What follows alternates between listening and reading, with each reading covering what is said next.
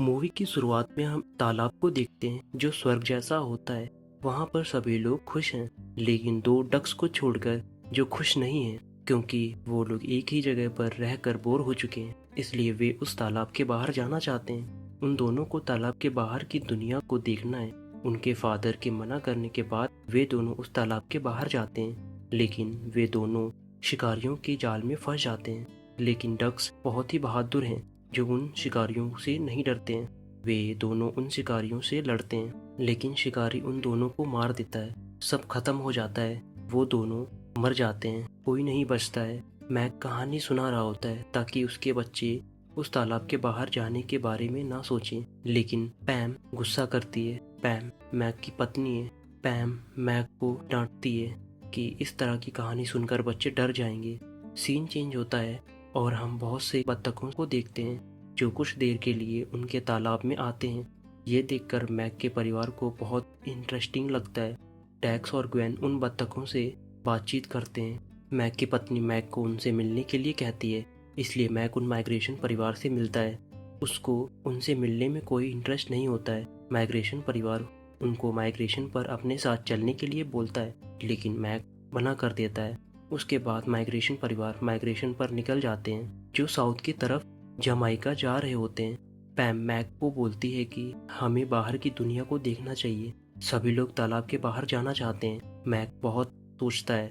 उसके बाद मैक फैसला करता है कि वह अपने परिवार के साथ जमाइका माइग्रेशन पर जाएगा। सुबह होते ही मैक सभी को उठाता है और सारा सामान पैक करने के लिए बोलता है। ये सब सुनकर सभी लोग बहुत खुश हो जाते हैं। अंकल डैन उनके साथ माइग्रेशन पर नहीं जाना चाहते हैं, लेकिन ग्वेन के बार बार बोलने पर अंकल डैन उनके साथ माइग्रेशन पर जाने के लिए तैयार हो जाते हैं। सभी लोग जमाइका के लिए निकल पड़ते हैं। सभी लोगों को खुश देखकर मैक बहुत खुश होता है। कुछ देर बाद बारिश होने की वजह से वे सभी लोग एक जगह पर रुक जाते हैं। बहुत तेज बारिश हो रही होती है। तभी वहाँ पर एक बड़ा सा सफेद रंग का बगुला आता है, जिसका नाम एरिन है, जो दिखने में बहुत भयानक लग रही होती है।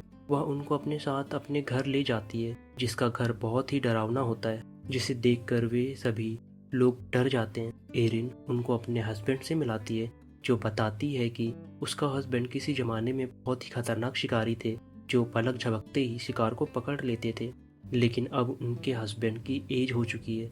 उनको लगता है कि ये लोग उनको मारकर खाना चाहते हैं। लेकिन जब एरिन ग्वेन को बड़ी मछली से बचाती है, जिससे उनको ये पता चलता है कि ये लोग बहुत ही अच्छे हैं, जो उनकी मदद करना चाहते हैं। अगली सुबह होते ही वे सभी लोग उनको अलविदा बोलकर वहाँ से निकल जाते हैं।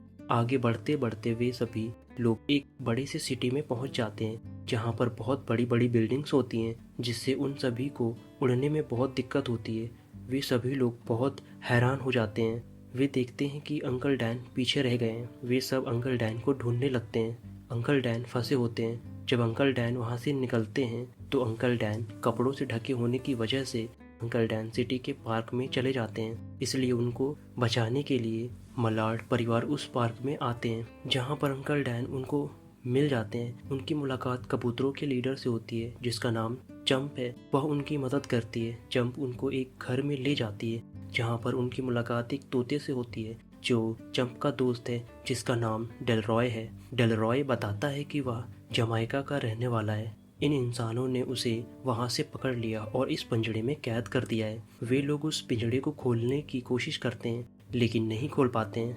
चंप उन्हें बताता है कि पिंजड़े की चाबी ताई नाम के इंसान के पास रहता है, जो एक शेफ है, जो बहुत ही खतरनाक है। चंप उन्हें बताती है कि अगर उस शेफ ने तुम्हें पकड़ लिया तो वह शेफ तुम्हें पकाकर खा जाएगा। ये सुनकर सभी डर जाते हैं, लेकिन मैक का बेटा डैक्स चाबी लाने के लिए जाने लगता है। डैक्स डेलरॉय की मदद करना चाहता है, लेकिन मैक अपने बेटे को मना करता है कि नीचे बहुत खतरा है और तुम अभी बहुत छोटे हो। इसलिए मैक उस चाबी को लेने नीचे चला जाता है।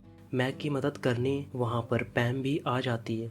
फिर वे दोनों उस चाबी को चुरा लेते हैं, लेकिन ताई को पता चल जाता है। वह उनका पीछा करने लगता है, लेकिन वे लोग उस पिंजड़े को खोल देते हैं और वहाँ से निकल जाते हैं। वे सभी लोग आगे बढ़ने लगते हैं। वे सभी लोग आगे बढ़ते रहते हैं, लेकिन रास्ते में ग्वेन को टॉयलेट लग जाती है।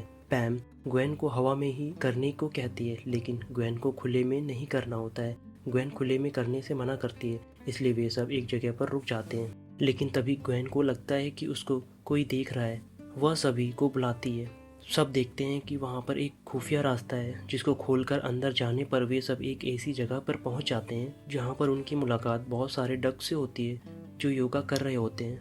वे सब उनको बताते हैं कि ये एक डक्स का फार्म है जहाँ पर इंसानों ने उन डक्स के लिए बहुत कुछ बनाया है, उनके लिए बहुत सारा खाना है। वे सब उस जगह पर रुक जाते हैं और मज़े करने लगते हैं। सभी लोग बहुत मज़े कर रहे होते हैं, लेकिन तभी डैक्स की नज़र एक गाड़ी पर जाती है। जब डैक्स ये देखता है कि उस गाड़ी से वही शेफ बाहर आ रहा है जो डक्स को मारकर उनको पकाता है, डैक्स डर जाता है।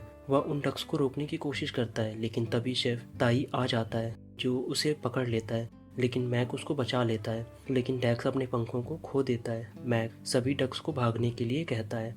सभी डक्स वहाँ से उड़कर भागने लगते हैं, लेकिन डैक्स नहीं उड़ पा रहा होता है क्योंकि डैक्स ने अपने पंखों को खो दिया है। इसलिए मैक डैक्स को अपने ऊपर बैठाकर वहाँ से उड़ जाता है। सभी लोग बच जाते हैं। वे लोग एक जगह पर आराम करने के लिए रुकते हैं। जब रात में सब सो रहे होते हैं तभी ताई एक बड़े से एयरक्राफ्ट में बैठकर उन सभी डक्स को ढूंढ रहा होता है। ताई बहुत गुस्से में होता है। तभी ताई को वे सारे डक्स मिल जाते हैं। ताई उन सभी डक्स को पकड़ लेता है और अपने साथ ले जाने लगता है। ताई मैक और पैम को एक अलग पिंजड़े में रखता है क्योंकि उनकी वजह से ही ताई का बहुत बड़ा नुकसान हुआ था।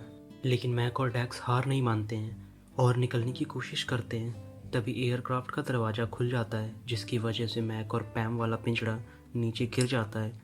मैक और पैम बहुत दुखी हो जाते हैं।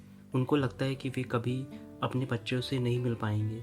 तभी वहाँ डैक्स और ग्वेन आ जाते हैं। डैक्स ने डेलरॉय के पंखों को यूज़ किया था, इसलिए वह उड़ पा रहा है। वे दोनों अपने परिवार को बचा लेते हैं। वे सब एक दूसरे के गले मिलते हैं। सभी बहुत खुश होते हैं। उस एयरक्राफ्ट में सभी डक्स भी आज़ाद हो जाते हैं। उसके बाद वे सब जमाइका के लिए निकल जाते हैं। आखिरकार वे सब जमाइका पहुंच जाते हैं। वे सब बहुत खुश हैं। जमाइका वाकई में बहुत ही खूबसूरत जगह है जो किसी स्वर्ग से कम नहीं है। उसके बाद वे सब खुशी से रहने लगते हैं।